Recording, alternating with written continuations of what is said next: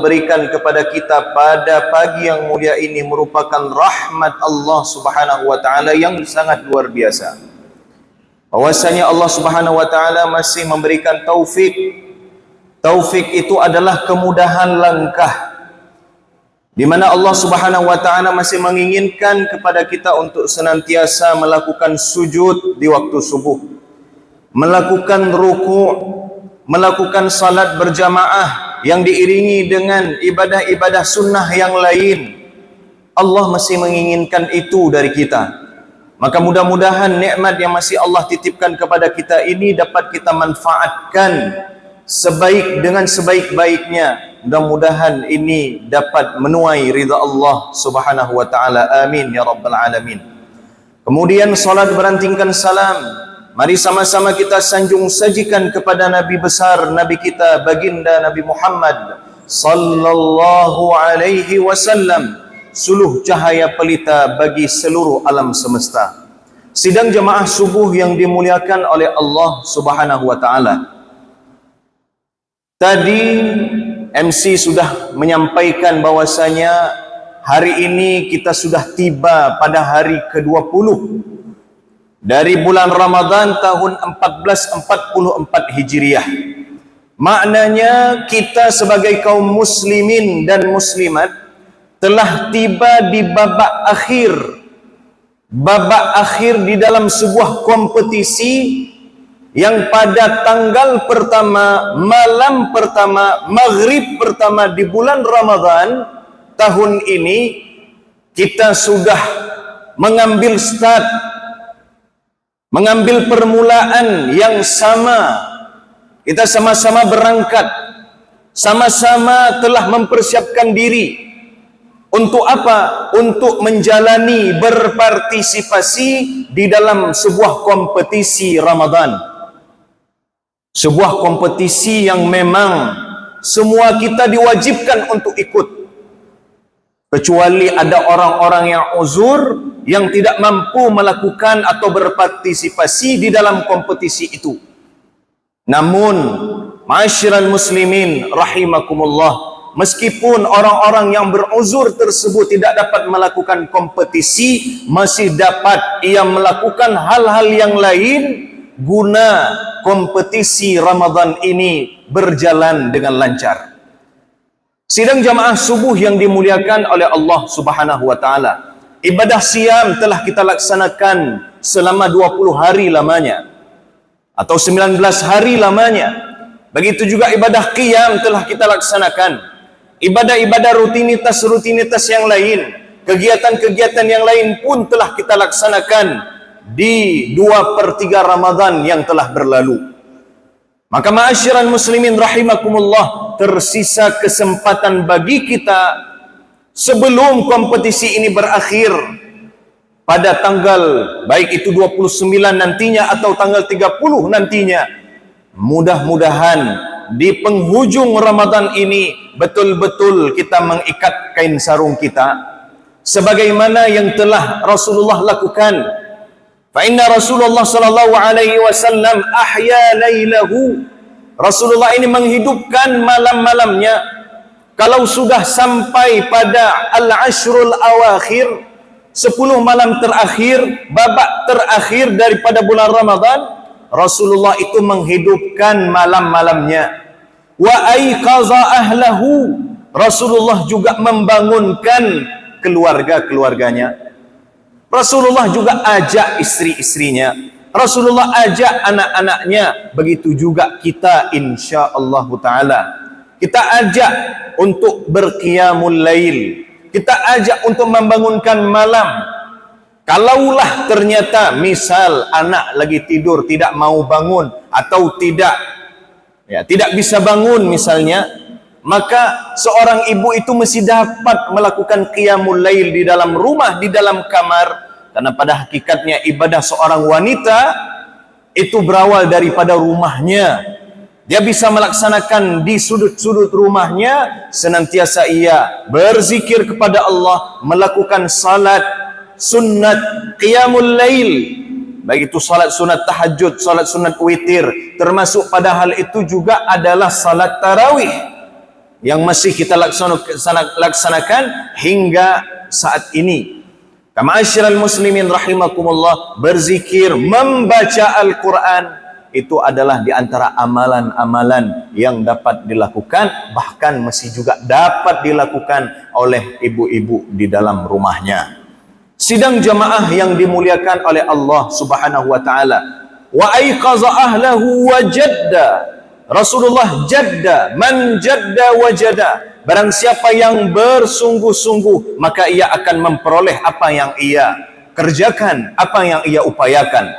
Dan Rasulullah sallallahu alaihi wasallam nyata-nyatanya telah bersungguh-sungguh di 10 malam terakhir di bulan suci Ramadan. Itu juga Rasulullah sallallahu alaihi wasallam wasyadda mi'zarahu. Nabi Muhammad sallallahu alaihi wasallam itu secara bahasa, kalau kita terjemahkan syadda mi'zarah, berarti Rasulullah sallallahu alaihi wasallam itu mengekangkan, menguatkan tali ikatan kain sarungnya. Secara terjemahan kalau kita lihat, maknanya apa? Ya, kalau Rasulullah pakai kain sarung, berarti kain sarungnya diikat erat-erat supaya kuat beribadah kepada Allah. Kain sarungnya tidak melorot. Akan tetapi terdapat makna yang terselubung, ada makna yang tersembunyi daripada syadda mi'zarah itu. Mengekangkan kain sarung itu maknanya apa? Rasulullah sallallahu alaihi wasallam kalau sudah 10 malam terakhir, Rasulullah pergi beriktikaf ke Masjid Nabawi. Rasulullah pergi ke masjid dan meninggalkan, maksudnya kalau istrinya ada di rumah, ditinggalkan istri di rumah, atau istrinya pun ikut melaksanakan ibadah ke dalam masjid. Maka maknanya apa? Tidak berhubungan di malam hari. Jadi Rasulullah sallallahu alaihi wasallam memfokuskan bahwasanya 10 malam terakhir itu lillah, untuk Allah, untuk menguatkan hablum minallah, hubungan dengan Allah Subhanahu wa taala. Maka sidang jamaah yang dimuliakan oleh Allah Subhanahu wa taala, kenapa Rasulullah masih melakukan itu? Kenapa Rasulullah bangun malam? Kenapa Rasulullah membangunkan istrinya? Kenapa Rasulullah bersungguh-sungguh memiliki juhud yang luar biasa untuk beribadah? Kenapa Rasulullah sallallahu alaihi wasallam itu mengekangkan kain sarungnya untuk beribadah, beriktikaf di dalam masjid? Tujuannya itu untuk memberikan contoh kepada umatnya. Rasulullah ingin memberikan teladan. Rasulullah itu sebagai misal, sebagai contoh, sebagai figur, di mana figur yang dapat diteladani, karena sebagai uswatun hasanah, sebagai qudwah hasanah, itulah peran Rasulullah sebagai nabi di antaranya. Sidang jemaah yang dimuliakan oleh Allah Subhanahu wa taala. Maka kita pada subuh yang mulia ini masih berada di dalam kompetisi. Ada babak akhir. Mungkin ada yang sudah ketinggalan jauh, bacaan Al-Qur'annya. Ada seorang hamba yang lain. Seorang hamba yang lain masih beberapa juz, sementara hamba ini sudah pada juz 20. Karena memang satu hari ia tuntaskan 1 juz. Yang ini masih di juz 5, masih di juz 10. Maka bagi yang tertinggal masih ada kesempatan untuk mengejar, atau minimal menuntaskan untuk sampai di garis finish. Garis finish pada tanggal 29 maupun tanggal 30 Ramadan nantinya, sesuai dengan ketetapan yang berlaku nantinya. Maka ma'asyiral muslimin rahimakumullah, maka apa yang harus kita lakukan? Apa yang harus kita lakukan untuk mengembangkitkan semangat kompetisi ini menjadi jiwa yang kompetitif? Jadi kita senantiasa bersemangat, kita senantiasa berazam, berkomitmen untuk menuntaskan kompetisi ini dengan kemampuan kita yang sempurna, kemampuan yang maksimal. Maka para ulama ini kami temukan di dalam sebuah kitab yang berjudul Madarijus Salikin, karangan seorang ulama bernama Ibnu Qayyim Al-Jauziyah, disingkat dengan Ibnul Qayyim. Beliau mencantumkan, dan ini menarik sekali, di dalam kitabnya Madarijus Salikin pada halaman 100, 101, 102 kira-kira sampai 105, di mana Ibnul Qayyim ini mencantumkan bahwasanya ahlu maqam iyyaka na'budu. Apa itu ahlu maqam iyyaka na'budu? Ahlu ini seorang ahli, seorang pakar, seorang yang berpengalaman, yang mana orang ini mencapai maqam iyyaka na'budu. Maqam itu derajat. Iyyaka na'budu itu apa? Betul-betul beribadah kepada Allah Subhanahu wa ta'ala. Iyyaka na'budu yang kita bacakan selalu di dalam salat kita, di dalam surah Al-Fatihah. Iyyaka na'budu wa iyyaka nasta'in. Hanya kepada Allah kami menyembah. Hanya kepada Allah kami menghambakan diri. Hanya kepada Allah kami berzikir. Hanya kepada Allah kami berrukuk dan sujud. Maka orang-orang yang mencapai maqam iyyaka na'budu itu diklasifikasikan, digolongkan oleh Imam Ibnul Qayyim itu menjadi 4 golongan. Ada 4 golongan di mana orang-orang yang menggapai, yang telah mencapai derajat iyyaka na'budu itu, dalam mereka beribadah, dalam mereka beramal, dalam mereka beraktivitas. Tentu aktivitas, amal, kegiatan yang mereka lakukan itu adalah ibadah yang afdal. Maka afdalul ibadat, yaitu ibadah yang afdal, yang paling baik, yang paling sempurna, ada 4 golongan. Yang pertama adalah afdalul ibadat. Menurut golongan yang pertama ini, afdalul ibadat asyaqquha 'alan nufusi wa as'abuha. Adalah ibadah yang paling asyak, paling banyak masyaqqahnya. Masyaqqah itu apa? Kesulitannya. Jadi kita katakan ibadah yang paling sulit, ibadah yang paling berat untuk dilakukan oleh seorang hamba. Katakan saja kalau seorang hamba itu memang ibadahnya ibadah ala kadar. Ibadah yang ia lakukan itu ala kadar saja. Yang penting sudah lakukan yang wajib, maka sudah alhamdulillah. Tapi bagi orang yang memandang afdalul ibadat, dia akan melakukan ibadah yang mungkin itu belum pernah ia laksanakan atau jarang ia lakukan, dan ketika ia melakukannya itu berat sekali. Misal orang biasa bersedekah 5.000, 10.000, atau orang yang memang memiliki kemampuan, memiliki kelapangan 50, 100.000. Tetapi pada suatu ketika ia ingin melakukan ibadah yang lebih baik daripada ibadah yang biasa menjadi habit dia selama ini. Maka apa yang ia lakukan? Ia keluarkan 1 juta, ia keluarkan 2 juta, ia keluarkan 5 juta. Memang 5 juta, 2 juta, 1 juta itu berat untuk dikeluarkan. Maka ketika ia beramal dengan ibadah yang berat tadi, ia akan mendapatkan afdalul ibadat, ibadah yang afdal. Orang lain pun belum tentu buat itu. Maka itulah kompetisi.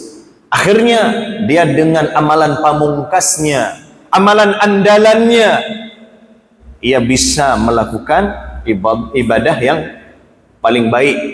Itu menurut golongan ulama yang pertama. Kalau biasanya puasanya itu puasa yang wajib saja, puasa Ramadan saja, kalau ada pun nazar ia laksanakan. Tetapi puasa Daud, misalnya puasa saum Itsnaini wal Khamis.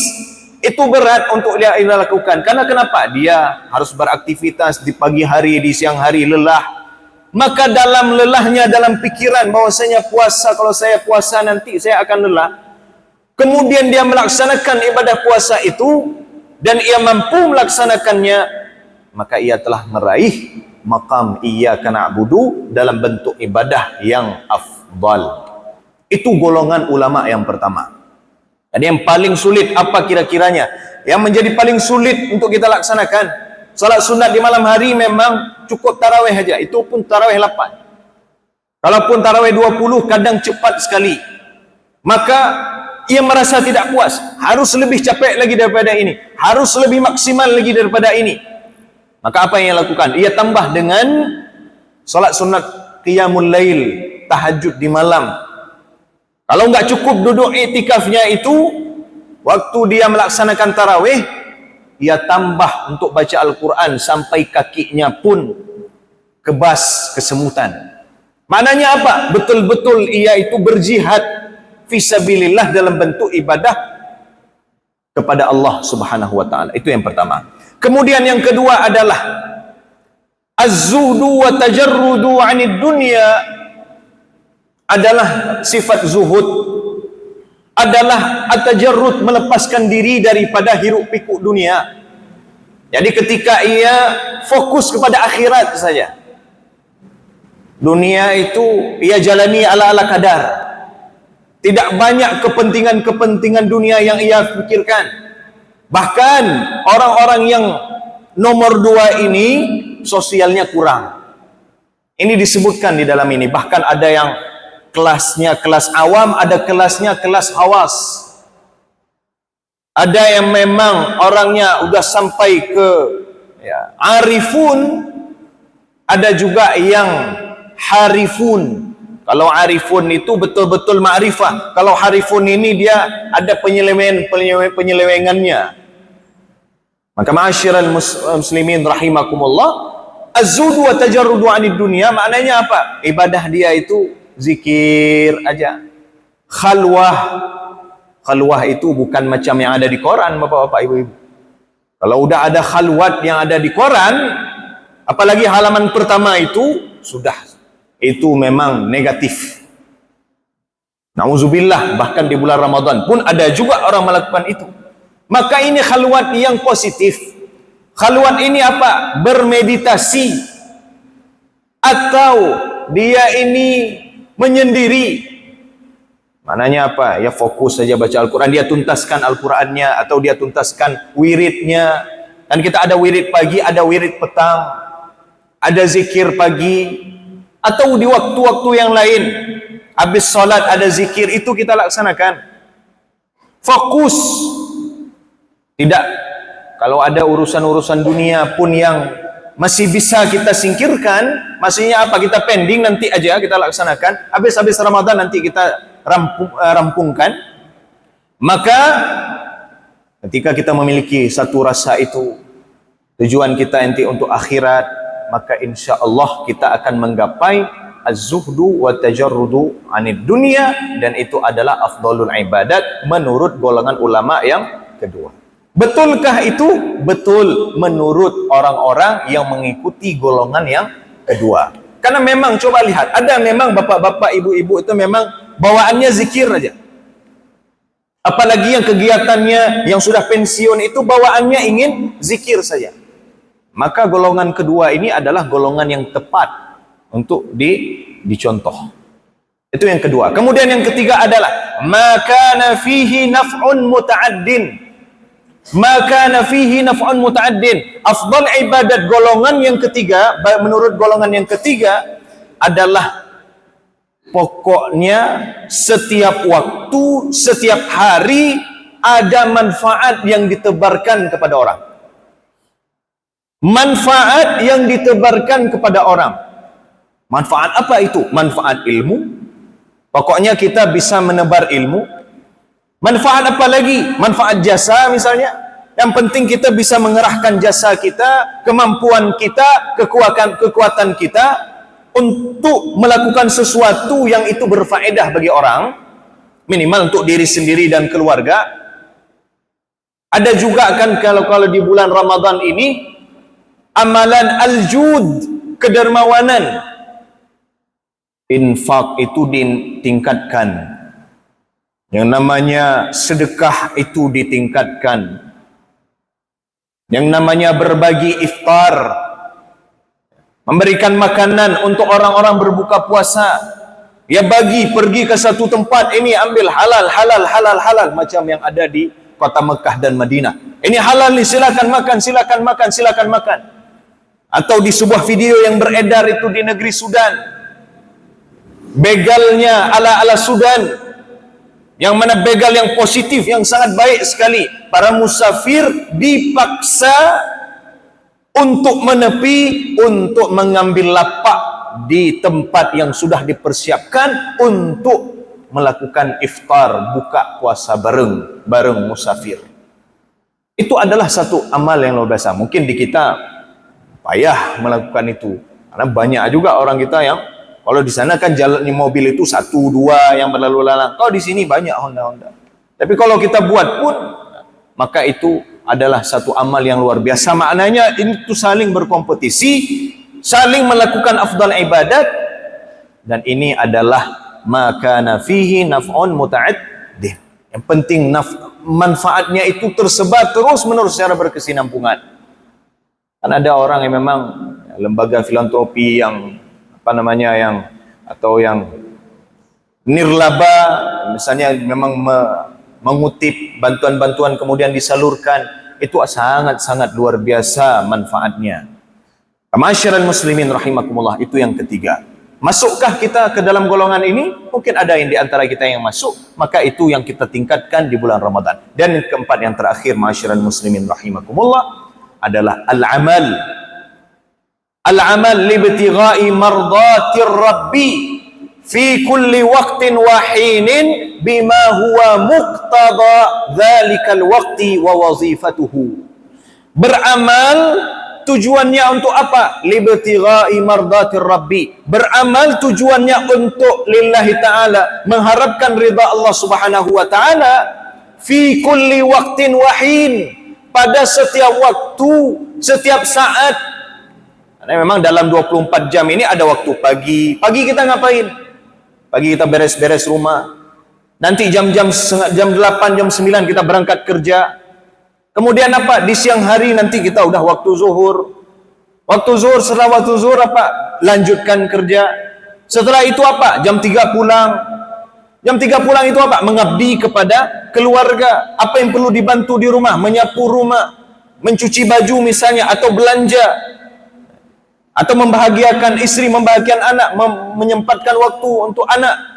Kemudian masuk maghrib, buka puasa, salat maghrib, begitu juga salat isya, salat tarawih, malamnya bisa beriktikaf. Maka semua waktu itu ada kegiatannya dan ada tuntutan-tuntutannya. Maka ketika kita melakukan sesuatu ibadah di waktu-waktu yang memiliki tuntutan itu demi mengharap ridha Allah subhanahu wa ta'ala, itu adalah afdal ibadat menurut golongan yang keempat. Mungkin yang keempat ini kita nilai adalah golongan yang fleksibel. Fleksibel itu bagaimana? Pokoknya ini waktu apa? Oh berarti ini. Berarti kalau kita lakukan ini adalah afdal ibadat. Maka jangan berkecil hati kalau bapak-bapak masih belum libur lagi sampai berapa hari sebelum puasa, melakukan tugas di kantor, melakukan tugas di madrasah, atau dimanapun tempat, itu adalah sebuah kewajiban, dan itu bernilai amal ibadah di sisi Allah subhanahu wa ta'ala, karena itu tuntutan di waktu itu. Maka ma'asyiral muslimin rahimakumullah, fleksibilitas amal atau golongan yang keempat ini adalah ketika azan berkumandang, kita jawab azan. Waktu solat, ya solat. Habis solat berzikir, itu adalah afdal ibadat. Termasuk kalau misalnya sudah masuk nanti waktu solat atau waktu-waktu yang lain, itu adalah afdal ibadat. Termasuk adalah al-ashrul awakhir min Ramadan. 10 malam terakhir atau 10 hari terakhir di bulan Ramadan, kita diminta untuk semakin bersungguh-sungguh untuk menggapai ridha Allah subhanahu wa ta'ala.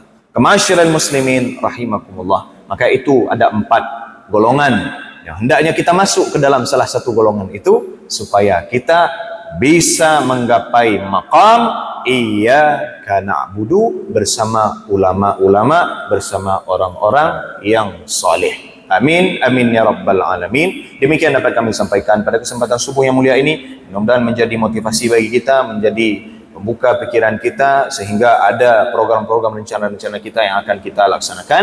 Mudah-mudahan Allah berikan taufik kemudahan kepada kita semua. Amin, amin ya rabbal alamin. Terima kasih atas segala perhatian, mohon maaf atas segala kekurangan. Usini wa iyyakum bitaqwallah. Wassalamualaikum warahmatullahi wabarakatuh.